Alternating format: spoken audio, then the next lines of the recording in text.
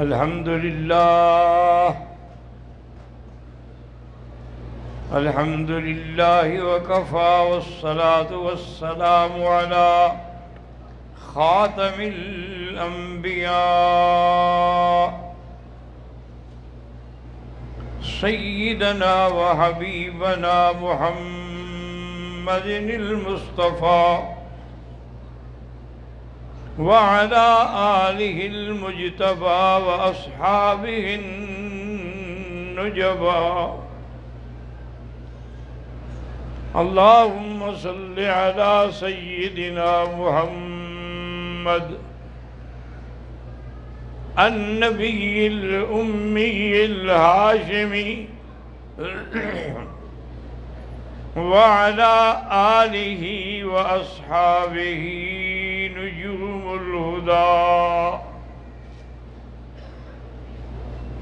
أما بعد فقد قال الله تبارك وتعالى في القرآن المجيد والفرقان الحميد: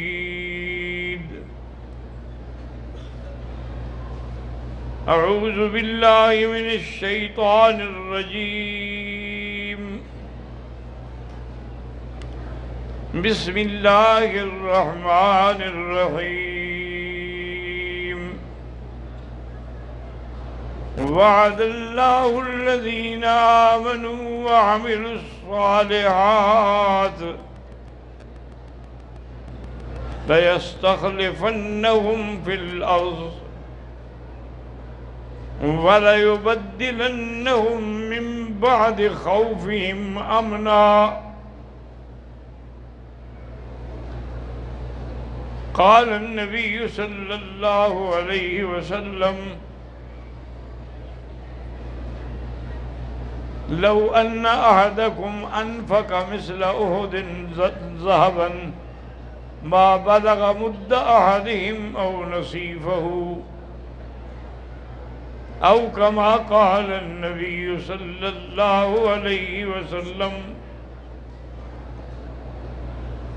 صدق الله العلي العظيم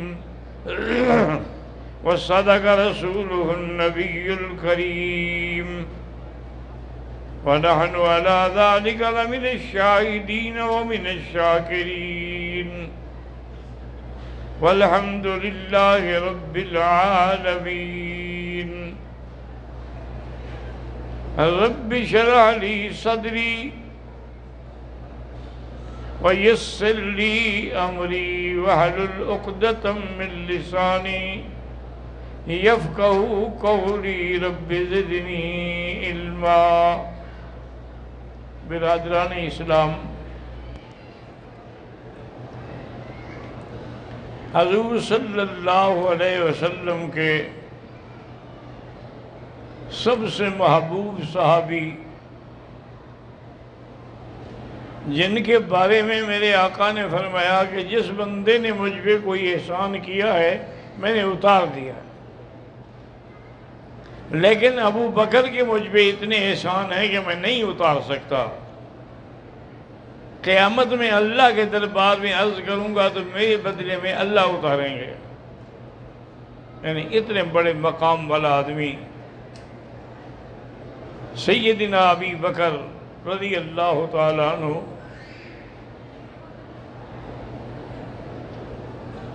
غزوہ تبوک کے موقع پر حضور صلی اللہ علیہ وسلم نے صحابہ سے چندے کی اپیل کی، چونکہ وہ بڑا سخت موسم کا دن تھا، شدید گرمی تھی اور دشمن کی فوج بھی بہت بڑی تھی، تو اس لیے حضور نے فرمایا کہ جتنا ہو سکتا ہے پہلے اس غزوے کے لیے مال اکٹھا کریں۔ اللہ کی شان یہ ہے کہ سیدنا امیر المومنین عمر فرماتے ہیں، میں بڑا خوش ہوا کہ آج میرے گھر میں ماشاءاللہ بہت سامان ہے، آج میں ہر حال میں ابو بکر سے نمبر لے جاؤں گا۔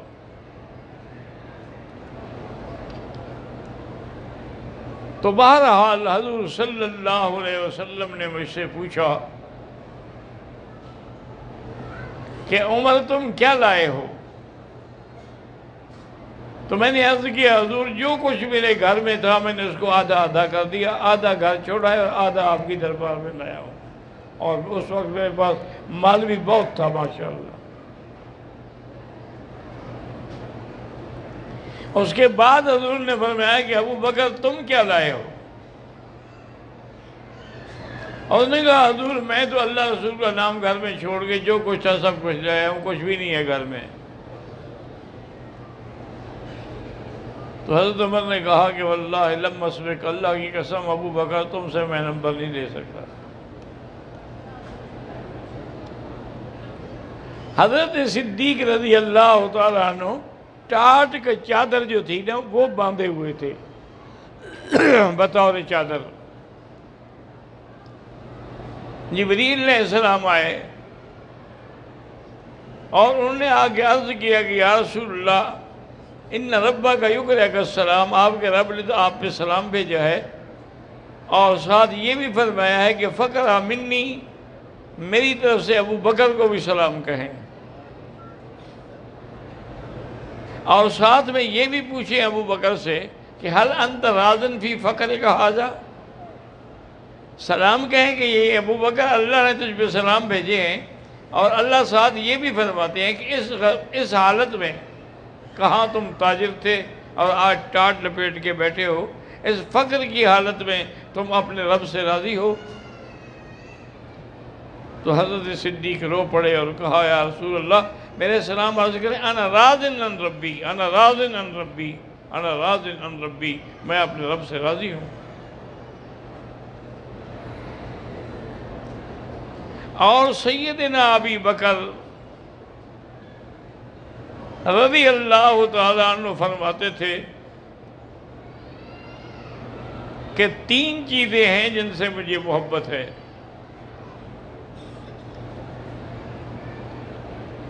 پہلی چیز یہ ہے کہ النظر الی وجہ رسول اللہ، کہ میری آنکھیں ہوں اور حضور کا چہرہ وہ دیکھتا ہی رہوں۔ اور دوسری چیز یہ ہے کہ البنت تحت رسول اللہ، میری بیٹی ہو اور حضور کی خدمت ہو۔ اور تیسری چیز یہ ہے کہ المال فی ید رسول اللہ، میرا مال ہو حضور کے ہاتھ سے خیرات ہوتا ہے۔ فرمایا مجھے ان 3 چیزوں سے محبت ہے۔ حضور صلی اللہ علیہ وسلم نے بھی فرمایا تھا کہ حبب الی من الدنیا بثلاث، مجھے بھی 3 چیزوں کی محبت میرے دل میں ڈالی گئی ہے۔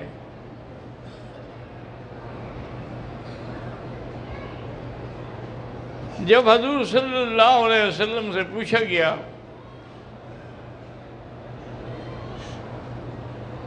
کہ وہ کیا چیز ہے، فرمایا الطیب، ایک تو مجھے خوشبو بڑی پسند ہے،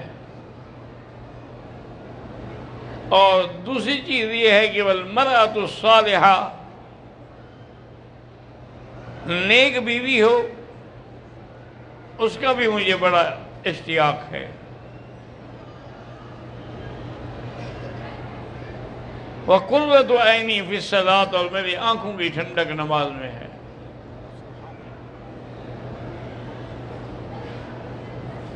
حضرت سیدنا ابی بکر صدیق رضی اللہ تعالیٰ عنہ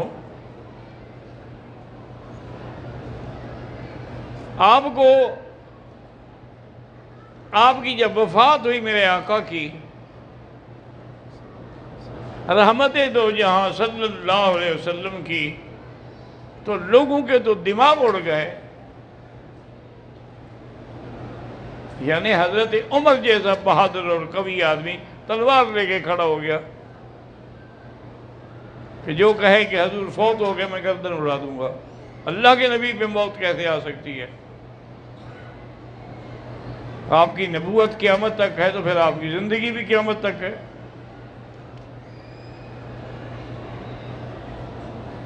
حضرت ابو بکر نے دیکھا کہ جب عمر کا یہ حال ہے تو باقی کا کیا حال ہوگا۔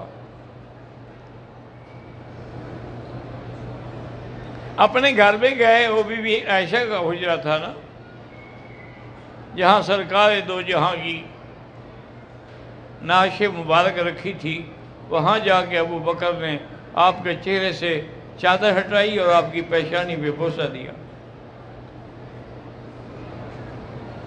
اور پھر چادر سیدھی کی، واپس آ گئے اور منبر پہ کھڑے ہو کے خطبہ دیا اور فرمایا کہ لوگوں سن لو، من کان یعبد محمدا فإن محمدا قد مات ومن یعبد اللہ فإن اللہ حی لا یموت۔ اگر تم حضور کی عبادت کرتے تھے تو حضور پہ موت آ گئی،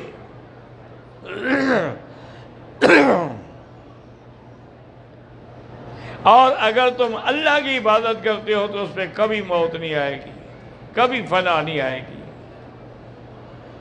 کل من علیہا فان وَيَبْقَى وَجْهُ رَبِّكَ ذُو الْجَلَالِ وَالْإِكْرَامِ۔ اس طرح فرمایا كُلُّ شَيْءٍ هَالِكٌ إِلَّا وَجْهَهُ۔ لیکن ہر نبی پہ موت آئی ہے تو ہمارے آقا پہ بھی موت آئی ہے۔ لیکن ایک بات یاد رکھیں ہمیشہ کہ قرآن پاک میں جو آیت ہے اِنَّكَ مَيِّتٌ وَإِنَّهُمْ مَيِّتُونَ، میرے مدنی آپ پہ بھی موت آئے گی اور سب پہ موت آئے گی۔ تو علماء نے لکھا ہے کہ چونکہ درمیان باب ہے تو با عطف کے لیے ہوتی ہے، جب عطف ہو تغائر ہوتا ہے، جاءنی زید و عمر، تو زید اور ایک آدمی ہے، عمر اور ایک آدمی ہے، تو اللہ نے فرمایا کہ انک میت، آپ کو بھی موت ہے، لیکن جیسے تیری زندگی نرالی تیری موت بھی نرالی ہے۔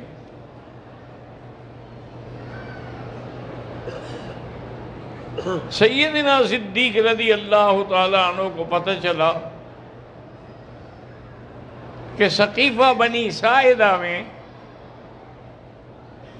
انصار اکٹھے ہیں،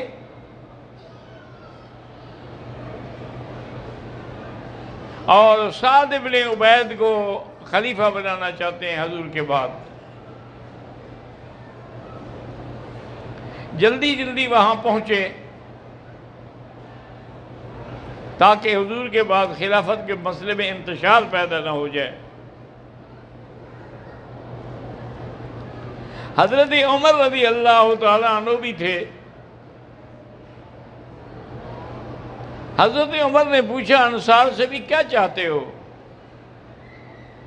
انہوں نے کہا کہ ہم یہ چاہتے ہیں کہ حضور کے بعد سعد بن عبید کو خلیفہ بنایا جائے، کیونکہ مہاجرین تو ہمیشہ ساتھ رہے، اب آپ کے بعد ہمارے بھی حصے میں کچھ آنا چاہیے۔ تو حضرت عمر نے کہا کہ میں کیا کروں، اللہ کے نبی نے فرما دیا تھا کہ لا خلافت الا فی قریش،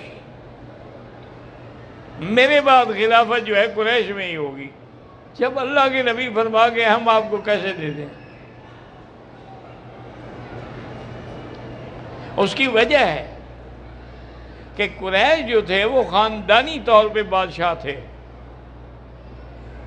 خاندانی طور پر حاکم تھے مکہ کے۔ انصار جو تھے یہ تو باغبان لوگ تھے، کھجوروں کے باغ تھے، بکریاں تھیں، مال مویشی تھے، ان کو حکومت کا تو پتہ نہیں تھا۔ اس لیے حضور نے فرمایا تھا کہ لا خلافت الا فی قریش۔ دوسرا حضرت عمر نے کہا کہ یاد رکھو حضور پاک صلی اللہ علیہ وسلم نے فرمایا تھا کہ مروا ابا بکر فلیصلی بالناس، ابو بکر سے کہو میرے مصلی پہ کھڑے ہو کے نماز پڑھائے۔ حضور پاک صلی اللہ علیہ وسلم کی خدمت میں ایک عورت آئی، اس نے کہا کہ یا رسول اللہ صلی اللہ علیہ وسلم اگر میں پھر کبھی آؤں لم یجد کا آپ کی وفات ہو گئی ہو تو میں مسئلہ کیسے سے پوچھوں؟ فرمایا فاتح ابی بکر، ابو بکر کے پاس آ جانا۔ تو اس وقت بھی حضور نے ابو بکر کا اشارہ کیا.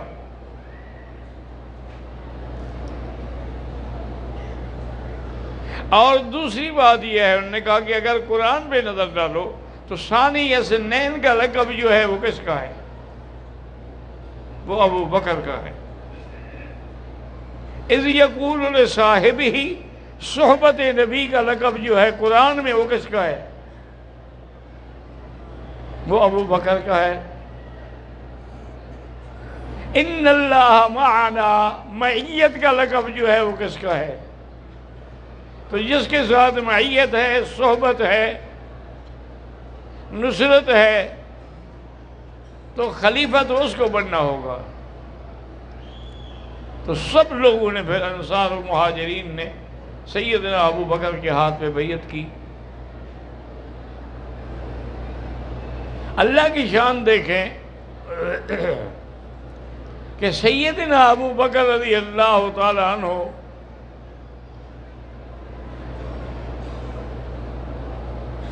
تجارت کرتے تھے. تو آپ نے کپڑے رکھے ہوئے تھے ہاتھ پہ اور بیچنے کے لیے بازار کی طرف جا رہے تھے کہ راستے میں حضرت عمر ملے. الا اینا، کہاں جا رہے ہو؟ انہوں نے کہا کپڑے بیچنے جا رہا ہوں. اور کہاں جا رہا ہوں؟ انہوں نے کہا اللہ کے بندے، اب تم خلیفہ رسول اللہ ہو، اب تم مسلمانوں کے بادشاہ ہو، تو کپڑے بیچو. اس نے کہا کپڑے نہیں بیچوں گا تو بچوں کو کہاں سے کھلاؤں گا؟ اور یا نہیں آپ واپس چلیں، یہ اب آپ کی شان میں نہیں ہے کہ آپ بازار میں کھڑے ہو کے کپڑے بیچیں. واپس آئے. ابو عبیدہ بن الجراح جو تھے وہ اس وقت بیت المال کے امین تھے، ان سے کہا کہ ابو بکر کا وظیفہ مقرر کر. حضرت ابو بکر کھڑے ہو گئے. انہوں نے کہا اچھا اگر ایسا کرتے ہو نا تو پھر میرا وظیفہ میں خود مقرر کرتا ہوں. انہوں نے پوچھا حضرت کیا ہو؟ انہوں نے کہا جو ایک مدینے کے مزدور کا وظیفہ ہے نا روز کا، وہ میرا مقرر کرو. وہ بھی مزدور ہے، اب میں بھی مزدور ہوں. ایک دن کھانے پہ بیٹھے تو بی بی نے ایک پیالے میں حلوہ بنایا ہوا تھا وہ پیش کیا. تو حضرت ابو بکر نے فرمایا کہ میں نہیں نا حضرت، یہ کہاں سے آ گیا؟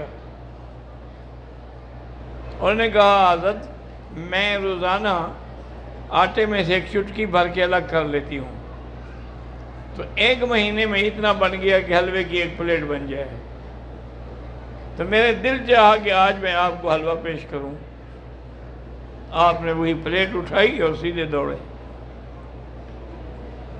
بیت المال کے امین ابی عبیدہ کی خدمت میں آئے، کہنے کے بات سنو، ایک تو میرے روزانہ سے اتنا آٹا کم کر دو کہ اس کے بغیر بھی ہمارا گزارا ہو سکتا ہے، اور یہ جو حلوہ ہے کسی یتیم کو کھلا دو. اگر مدینے کے یتیم نہیں کھائیں گے تو میں نہیں کھاؤں گا. اور اللہ کی شان دیکھیں، حضور کی وفات کے بعد اور حضرت ابو بکر کی خلافت کے بعد بڑے امتحان آ گئے. ایک تو یمامہ میں مسیلمہ بن الکذاب نے دعویٰ کیا ہوا تھا نبوت کا. ایک جزیرے میں سجاح نامی عورت تھی جس نے کہا میں بھی نبی ہوں. اسی طرح ایک علاقے کے میں طلیحہ اسدی نے بھی کہا میں نبی ہوں. کئی نبی کھڑے ہو گئے.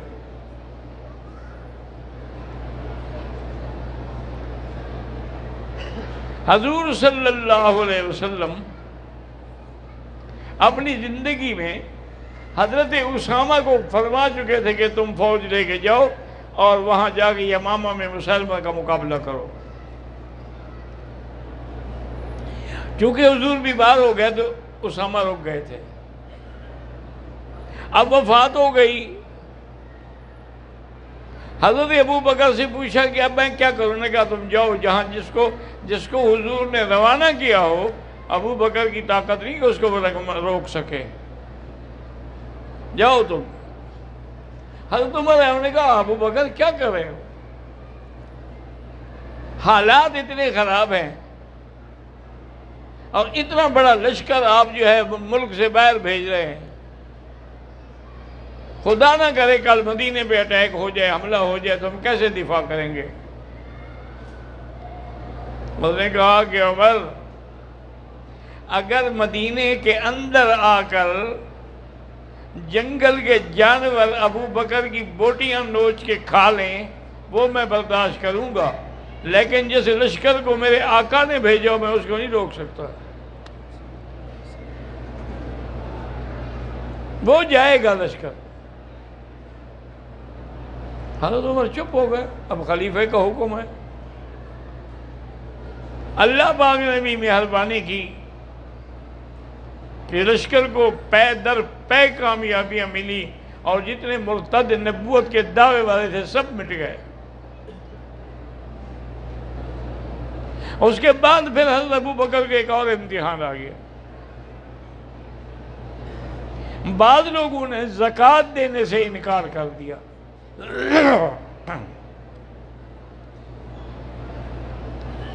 انہوں نے کہا کہ اللہ نے قرآن میں کہا ہے کہ خذ من اموالہم صدقۃ تطہرہم وتزکیہم بہا وصلی علیہم ان صلاتک سکن لہم.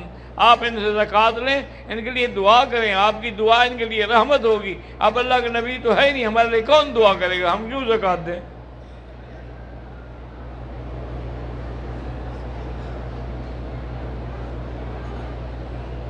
چونکہ باطل فرقے کا بھی یہی کام ہوتا ہے نا کہ وہ تعویلات کرتے ہیں. قرآن پاک کی آیت سے کیسا دیکھو استدلال ڈھونڈ لائے. وہ تو جی اللہ کے نبی نے دعا کرنی تھی.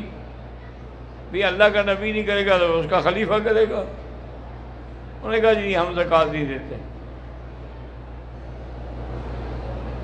حضرت صدیق نے آ کے خطبہ دیا اور کہا کہ بھی تیاری کرو، میں ان لوگوں کے خلاف جہاد کروں گا جنہوں نے زکوٰۃ کا انکار کیا ہے. حضرت عمر آئے، آ کے پریشان ہو کے انہوں نے کہا حل تو قاتل اہل القبلۃ، کہ ابو بکر تم قبلہ کو ماننے والوں کو، نماز پڑھنے والوں کو، روزہ رکھنے والوں کو، حضور کا کلمہ پڑھنے والوں کے ساتھ قتال کرو گے؟ وہ کافر ہیں. حضرت ابو بکر غصے میں آ گیا، اپنا سینے میں عمر کے ایسے ہاتھ مارا اور کہا کہ جبار فی الجاہلیت و خوار فی الاسلام. جاہلیت میں تو بڑے بڑے بہادر بنتے تھے، اب تم ختم ہو گئے ہو. واللہ لأقاتلنہم، مجھے اللہ کی قسم ہے میں ان سے قتال کروں گا.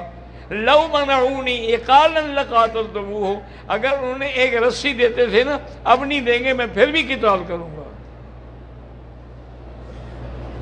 حضرت عمر کہتے ہیں میں ہٹ کے مسجد کی دیوار کے ساتھ آ کے بیٹھ گیا پریشان.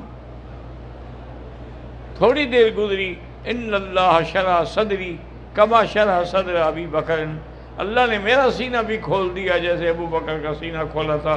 میں کھڑا ہوا، میں نے کہا ابو بکر، اللہ تبارک و تعالیٰ نے تمہیں قرآن کی سمجھ دی ہے، چلو میں تمہارا سپاہی بن کے لڑوں گا. انہوں نے کہا عمر اگر آج ہم زکوٰۃ پہ خاموش ہو جائیں گے، کل کوئی نماز کا منکر ہو جائے گا، پرسوں کوئی حج کا منکر ہو جائے گا، دین محمد تو ختم ہو جائے گا. اینکس دین النبی وانا حی، میری زندگی میں حضور کے دین کو نقصان پہنچے، یہ کیسے ہو سکتا ہے؟